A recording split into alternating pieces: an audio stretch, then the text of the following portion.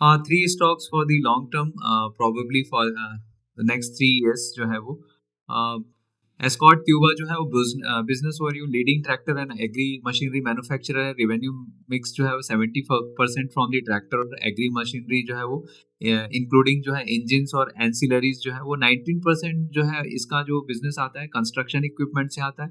Railway existed railway component business earlier and retain the cash on the balance.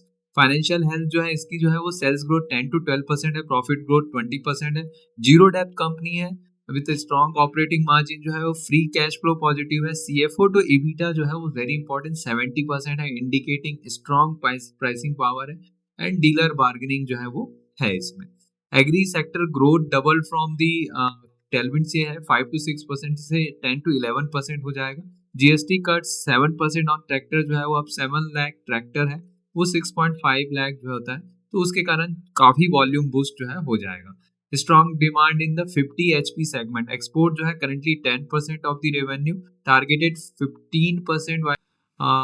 Next जो है वो Eicher motor business जो है वो रॉयल एनफील्ड जो हाई मार्जिन बिजनेस 25% बिजनेस जो है वो commercial vehicle JV with Volvo जो है वो truck and buses lower margin 8%।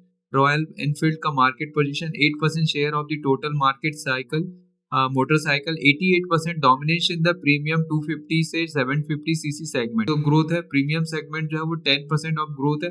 Premiumisation जो है वो टेलविंड जो है वो वर्क कर रहा है। की ट्रिगर 8 पे कमीशन है। एक्सपेक्टेड 2026 में 2 lakh crore liquidity infusion to government employee and pensioners historically led to strong auto demand and margin expansion, 60% YoY growth in commercial segment जो है वो volume growth but margin pressure है। नेक्स्ट प्लान 1200 करोड़ का है, 50% to commercial vehicle and 50% to Royal Enfield.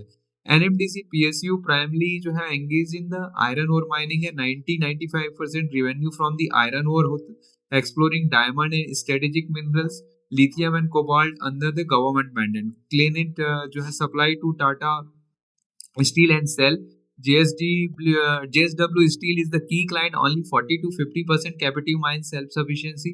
Most modes and cost advantage and low cost producer due to captive mines है, and logistic cost reduction from the 1200 per ton to 200 per ton हो गया। पर risk जो है वो highly sensitive to global iron ore price driven by China below 35 to 40 पर ton, profitability में भी स्ट्रेस। आउटलुक जो है वो capacity expansion 50 million tonne per annum, 100 million tonne हो जाएगा बाय 2030 जो है। कैपेक्स प्लान 70,000 करोड़ का है।